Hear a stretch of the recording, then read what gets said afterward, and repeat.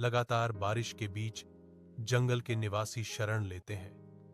उनकी जीवंत दुनिया तूफान से शांत हो जाती है। ऊपर छत्र में चुनू, एक छोटा बंदर, देखता है कि नीचे एक थका हुआ शेर बारिश से भीग रहा है। उसका सामान्य गौरव कम हो गया है। गहरी सहानुभूति के साथ चुनू पुकारता है, शेर भाई, आप यहां आ सकते हैं, मैं आपको छाया में जगह दूंगा। पेड़ के नीचे शेर ऊपर देखता है, हल्की बारिश से हैरान। मैं शेर हूं, मुझसे सब डरते हैं, क्या तुम्हें डर नहीं लगेगा? वह पूछता है। उसकी आवाज बारिश की हल्की बूंदों के खिलाफ गड़गड़ाहट करती है। चुनू की आवाज गूंजती है, साफ और निडर।